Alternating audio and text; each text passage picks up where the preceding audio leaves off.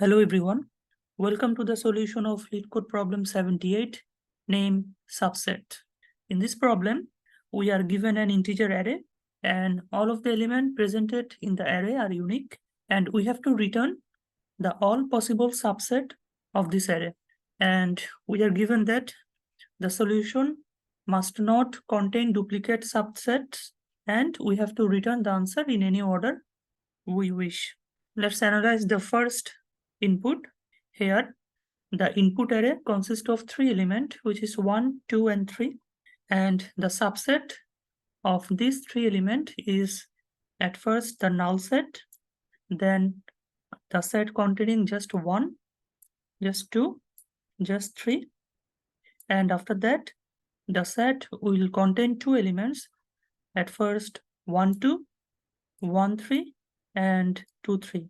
And finally, the set contain all of the element, which is 1, 2, and 3.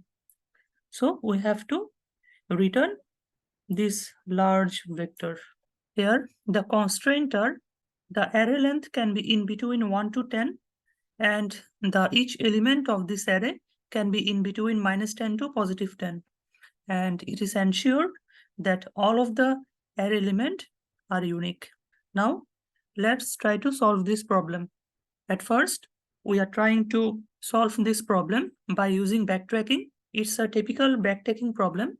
This is the entire tree or entire decision tree. You don't have to understand it right now. I can explain it to you. At first, in the first example, we are given 3 elements, which is 1, 2, and 3. And we have to return the subsets of these 3 elements, which is this. Anyways, this is just an overview of the example.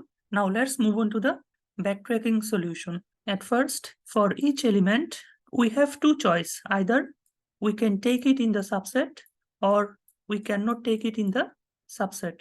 Now, at first, we start the decision tree and we are presented in element 1. Now, we have 2 choices. Either we can take element 1 in the subset or we cannot take element 1 in the subset. So if we take element 1 in the subset, which is represented by y means yes, then our subset will contain 1. And if we do not take 1 into our subset, then our subset will contain nothing. Now, we have already explored the decision tree for element 1. Now, we are presented in element 2. And similarly, for element 2, we have 2 choices. Either I can take it in the subset or I can ignore it. For element 2, if we take it in the subset will become 1, 2 in this case. So here we are taking 2. And it is also possible that we can ignore 2. So if we ignore 2 here, the set will contain just element 1. Nothing will be added.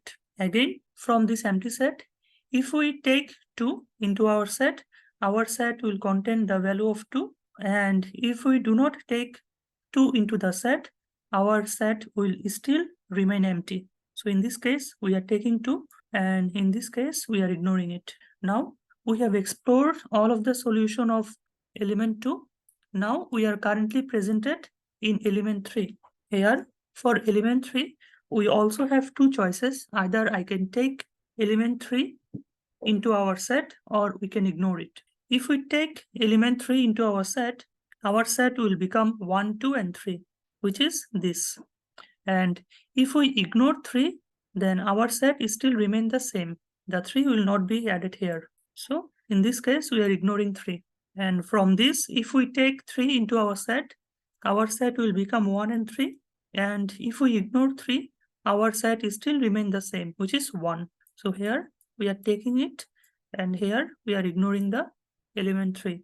And from here, if we take element 3, our set will become 2, 3. And from here, if we ignore the element 3, our element presented in the set will remain same. So here we are ignoring it. And finally, from this empty set, if we take 3, our set will only contain the element 3. And if we ignore 3, our set will still remain empty. So here, in this case, we are taking 3, and in this case, we are ignoring it. So here we can see that this level of this decision tree is for the element 1, and this level for the decision tree is for the element 2, and this level for the decision tree is for the element 3.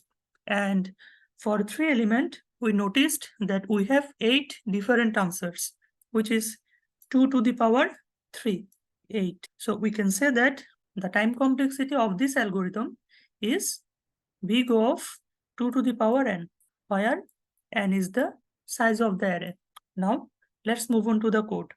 In this code, at first, we are given a function subset, which will return the vector of vectors, and the parameter of the function is the input array. Now, we are taking a vector to store the value temporarily, and finally, we have a resultant vector. Now, we have to recursively call a function.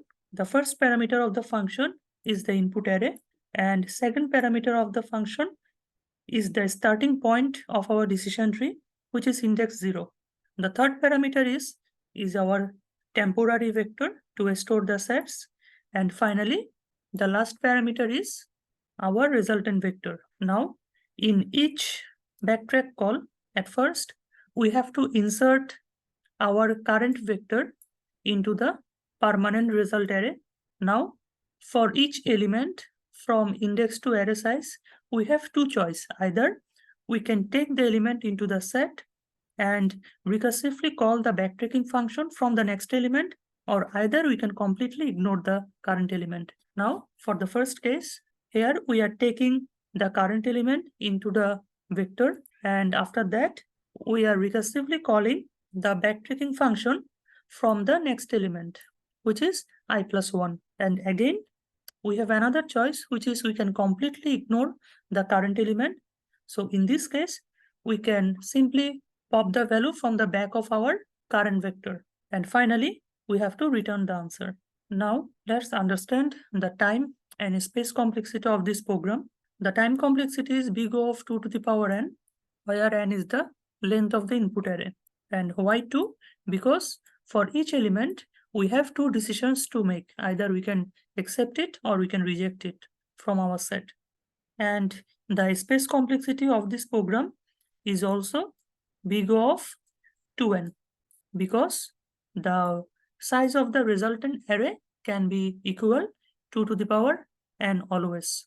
Thank you everyone for watching this video. We will get back soon with another LeetCode solution.